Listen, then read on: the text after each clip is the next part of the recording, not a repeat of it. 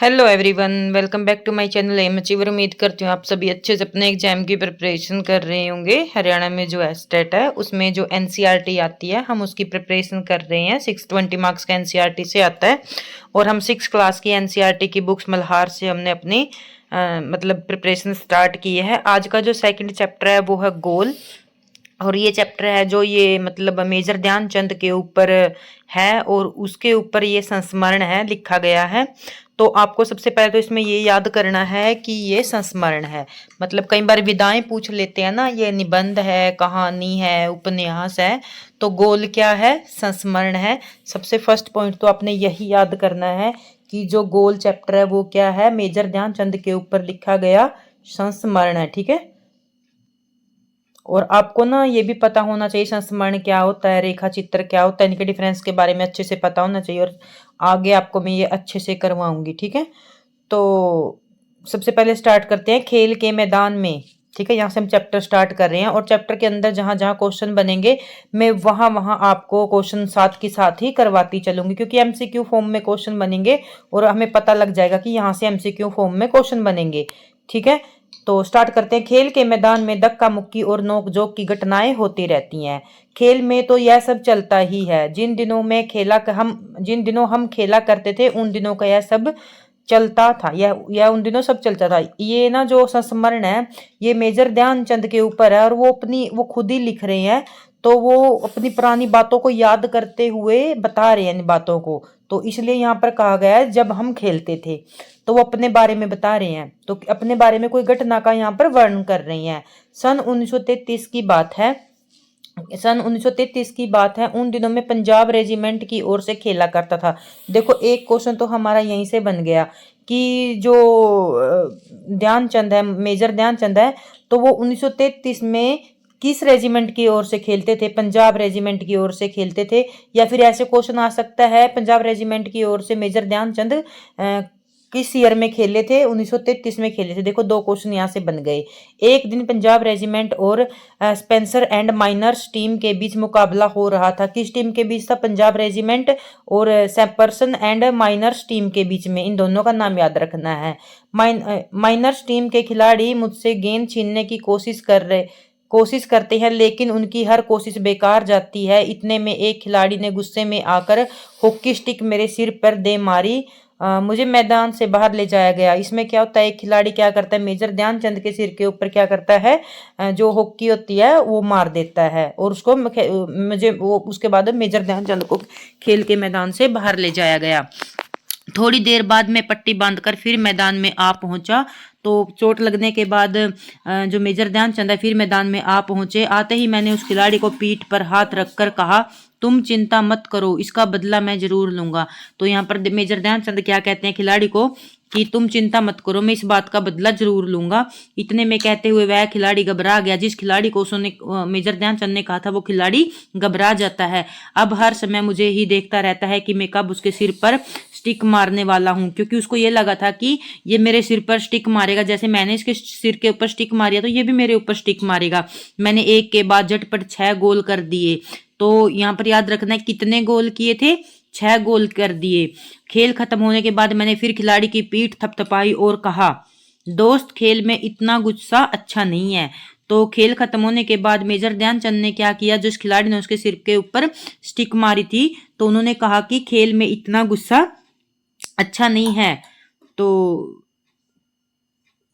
तो मैंने बदला थपथपाई और कहा कि इतना गुस्सा अच्छा नहीं, मैंने तो अपना बदला ले लिया। तो मेजर ध्यानचंद ने कहा कि मैंने तो अपना बदला ले लिया। अगर तुम मुझे हॉकी नहीं मारते तो शायद मैं तुम्हें 2 ही गोल करता। वो कहता कि तुम मेरे सिर के ऊपर हॉकी नहीं मारते तो मैं सिर्फ 2 गोल करता। वह खिलाड़ी सचमुच बहुत ज्यादा शर्मिंदा हुआ। तो उसने देखा आपने मेरा बदला लेने का ढंग। तो यहाँ पर मेजर ध्यानचंद कहते हैं, तो देखा आपने मेरा बदला लेने का ढंग। सच मानो बुरा काम करने वाला आदमी हर समय इस बात से डरता है कि उसके साथ भी बुराई की जाएगी। तो जो दूसरे खिलाड़ी थे उसको यही लगा था कि मैंने इसके सिर के ऊपर स्टिक मारी है तो ये भी मेरे सिर पर स्टिक ही मारेगा।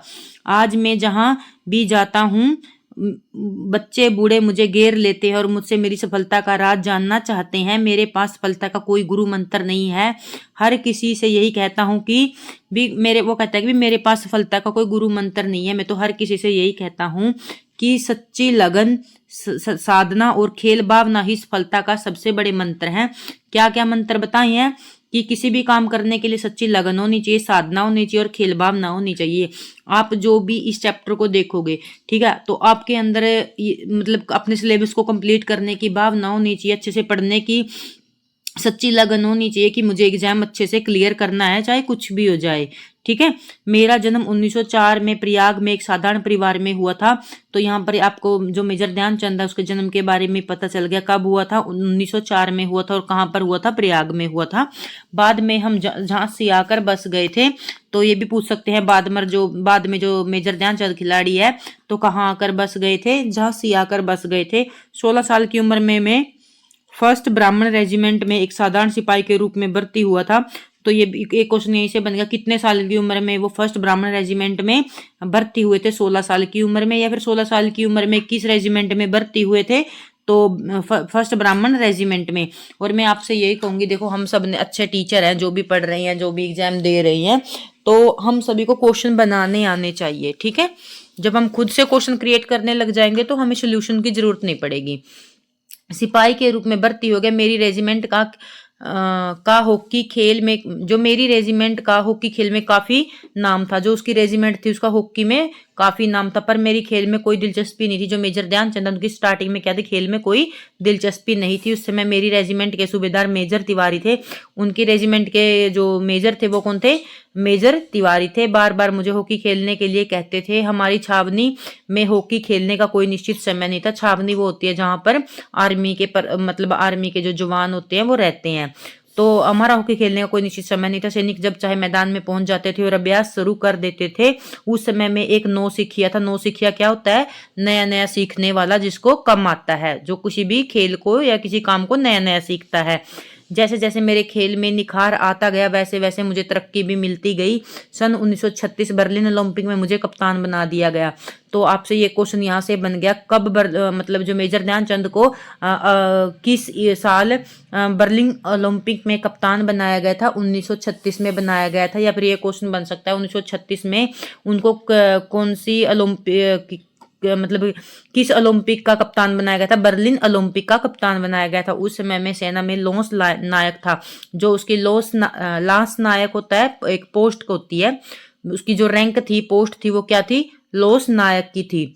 बर्लिन ओलंपिक में लोग मेरे हॉकी खेलने के ढंग से बहुत प्रभावित हुए। उन्होंने मुझे हॉकी का जादूगर कहना शुरू कर दिया। तो आप सभी को पता ही है कि मेजर ध्यानचंद को हॉकी का जादूगर कहा ही जाता है।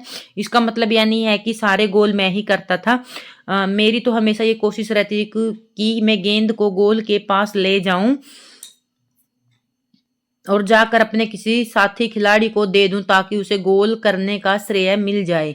तो मेजर ध्यानचंद ना जो इतने अच्छे दिल के थे कि वो खुद क्या करते थे? बॉल को इतनी दूर से छीना छपटी करके लाके जो मैट होता है गोल करने वाला उसके सामने रख देते थे ताकि किसी और खिलाड़ी गोल कर दे और उसको भी अच्छा लगे। गोल यहाँ पर लिखा भी है, जाकर किसी साथी खिलाड़ी को दे देता था ताकि वो गोल करने का श्रेय उसे भी मिले। देखो आज के जमाने में कोई इतना अच्छा नहीं है। इसकी सोच देखो कितनी अच्छी थी।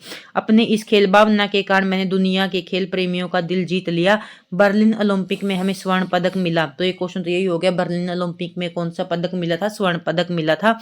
खेलते समय हमें हमेशा बात का ध्यान रखना था कि हार या जीत मेरी नहीं बल्कि पूरे देश की है। यहाँ पर ये चैप्टर खत्म हो गया। तो इसके अंदर जितने क्वेश्चन थे मैंने आपको साथ के साथ करवा दिए। सबसे पहले तो ये विदा कौन सी थी? समान विदा थी। और पंजाब रेजिमेंट में किस साल खेले? वो 1933 में खेले। और बर्लिन ओलंपिक में किस साल खेले? वो 1936 में खेले। और जो कितने साल की उम्र में वो फर्स्ट ब्राह्मण रेजिमेंट में मतलब भर्ती हुए थे? तो 16 साल की उम्र में हुए थे। ये रहा ये क्वेश्चन। और उनका जन्म कब हुआ था? 1904 में हुआ था। और कहाँ पर हुआ था? प्रयाग में हुआ था। और बाद में झांसी आकर बस गए थे। ठीक है, ये क्वेश्चन हो गया। उनके जो सूबेदार का नाम क्या था? मेजर तिवारी था।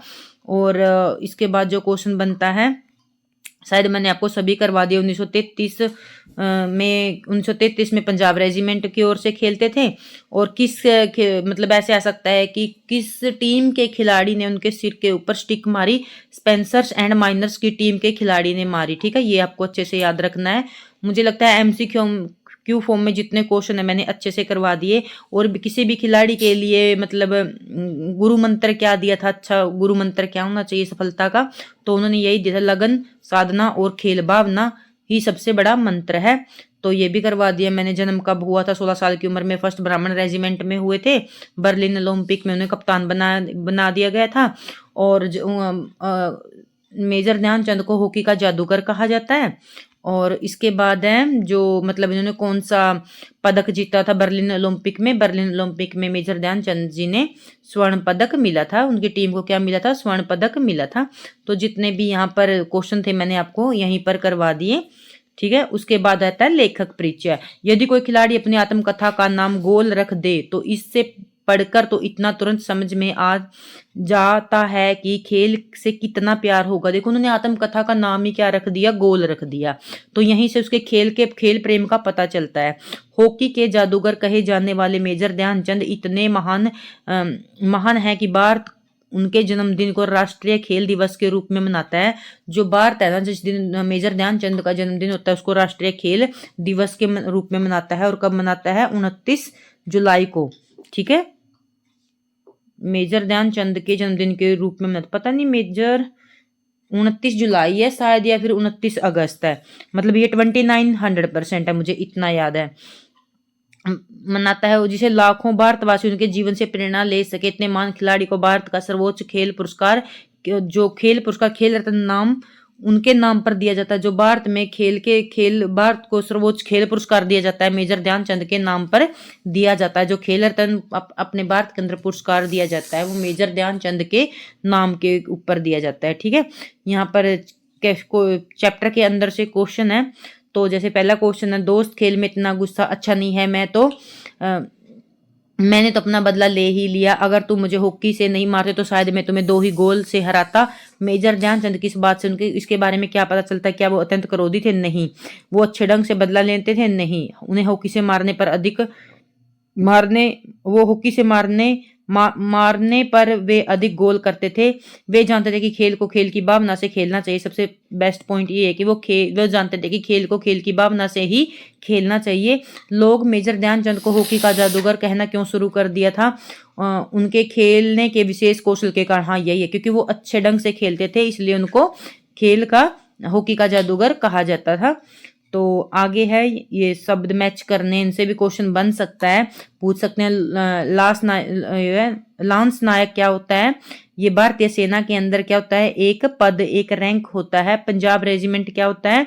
तो पंजाब रेजिमेंट बर्लिन ओलंपिक कब हुआ था? वर्ष 1936 में जर्मनी के बर्लिन शहर में हुआ था। अभी हम पढ़ के आए हैं। और पंजाब रेजिमेंट के बारे में अभी यहाँ पर मतलब ऑप्शन नहीं है। ये रहा, अंग्रेजों के समय के एक हॉकी दल था। क्या था पंजाब रेजिमेंट? अंग्रेजों के समय में क्या था, एक हॉकी दल था, स्पेंसर्स एंड माइनर्स टीम। इसके बारे में क्या था, सूबेदार के बारे में कर रहे। स्वतंत्रता से पहले सूबेदार भारतीय सेना अधिकारियों का दूसरा सबसे बड़ा पद था। और छावनी क्या होती है, सैनिकों के रहने की जगह होती है। और पंजाब रेजिमेंट के लिए ये हो गया। और बर्लिन ओलंपिक के लिए ये हो गया। लोस नायक एक भारतीय रैंक और पद होता है। तो बचा क्या, स्पेंसर एंड माइनर्स, स्वतंत्रता पहले अंग्रेजी टीम सेना का एक दल। और ये था स्वतंत्रता से पहले अंग्रेजों की भारतीय सेना का एक दल होता था, ठीक है। तो यहाँ पर सभी मैच हो गए। तो यदि आपसे इनसे पूछ ले तो आप इनको अच्छे से बता सकते हैं। उसके बाद ये सोच विचार के लिए है। और आपको अच्छे से याद रखना है कि मतलब इसकी विधा क्या है, जो गोल है एक क्या है, संस्मरण। आपको ये जरूर से याद रखना है। विधा आप किसी भी चैप्टर की सभी चैप्टर की आपको अच्छे से करनी है। और इसके बाद जो MCQ है मैं वो करवाती हूँ आपको। ये रहा, एक पंक्ति वाले प्रश्नों के उत्तर, ठीक है। तो प्रश्न, यह संस्मरण किस खिलाड़ी के जीवन पर आधारित है? तो ये किसके जीवन के ऊपर, मेजर ध्यानचंद के बारे में है। यह घटना किस वर्ष की है? यह घटना 1933 की है, जब मतलब पंजाब रेजिमेंट की तरफ से खेल रहे थे मेजर ध्यानचंद जी। मेजर ध्यानचंद उस समय किस टीम से खेल रहे थे? पंजाब रेजिमेंट की ओर से खेल रहे थे। थोड़ा इधर कर लेते हैं इसको। तो आगे है प्रश्न, किन दो टीमों के बीच मुकाबला हो रहा था? पंजाब रेजिमेंट और स्पेंसर्स एंड माइनर्स टीम के बीच हो रहा था। लेखक के अनुसार सफलता का सबसे बड़ा मंत्र क्या है? लगन, साधना और खेल भावना सफलता का सबसे बड़ा मंत्र है। उसके बाद है लघु उत्तरीय प्रश्न, इनको भी हम कर लेते हैं। खेल के मैदान में हॉकी स्टिक लगने के बाद लेखक ने क्या किया? हॉकी स्टिक लगने के बाद लेखक मैदान से बाहर चले गए। कुछ देर बाद पट्टी बांधकर वे वापस मैदान में आए और उस खिलाड़ी की पीठ पर हाथ रखकर कहने लगे, तुम चिंता मत करो, इसका बदला मैं जरूर लूंगा। ठीक है, तो आगे है हमारा सेकंड क्वेश्चन। खिलाड़ी बदला शब्द सुनकर क्यों घबरा गया?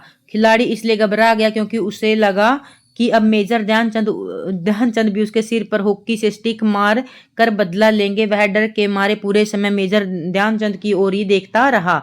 प्रश्न, मेजर ध्यानचंद ने अपना बदला किस प्रकार लिया? आप सभी को जानते हैं कि उन्होंने 6 गोल करके अपना बदला लिया था। उन्होंने हॉकी स्टिक का वार नहीं करके बल्कि खेल में उन्होंने बेहतरीन प्रदर्शन करके बदला लिया। उन्होंने लगातार 6 गोल किए। आपको अच्छे से याद रखना है, कितने गोल किए? 6 गोल किए, जिससे विरोधी खिलाड़ी को अपनी गलती का एहसास हुआ और बहुत ज्यादा शर्मिंदा भी हुआ। बहुविकल्पीय क्वेश्चन जो एमसीक्यू फॉर्म में है। पाठ गोल के लेखक ने किस खेल के बारे में चर्चा की है? हॉकी के बारे में चर्चा की है। इस मैदान में खिलाड़ी ने मेजर ध्यानचंद के सिर पर क्या मारा था? हॉकी स्टिक मारी थी। लेखक ने कितने गोल करके अपना बदला लिया? 6 गोल करके अपना बदला। खेल खत्म होने के बाद लेखक ने विरोधी खिलाड़ी से क्या कहा? तुम बहुत बुरे खिलाड़ी हो, नहीं मैं तुम्हें खेल का में इतना गुस्सा अच्छा नहीं है। क्या कहा था मेजर ध्यानचंद ने? खेल में इतना गुस्सा अच्छा नहीं है। तो मेजर ध्यानचंद को किस खेल का जादूगर कहा जाता है? हम सभी को पता है हॉकी का कहा जाता है। और यहीं पर हमारी क्लास खत्म होती है। मैंने इसके अंदर जो गोल संस्मरण था मेजर ध्यानचंद के द्वारा लिखा हुआ अच्छे से आपको करवा दिया, और आप इसको अच्छे से कर लेना। और मैं तो कहती हूँ ना, आप अच्छे से खुद ही क्वेश्चन बनाया करो चैप्टर के अंदर। मैं तो, मेरी आदत है, मैं खुद से ही क्रिएट करती हूँ। जब मेरा केवीएस का एग्जाम हुआ था और सारा एनसीईआरटी आया था, तो मैंने 1 मंथ में 6 to 12 की एनसीईआरटी पढ़ी थी और खुद से ही क्वेश्चन क्रिएट किए थे। मैंने कहीं से सोल्यूशन नहीं देखे थे। चैप्टर पढ़ो, क्वेश्चन खुद क्रिएट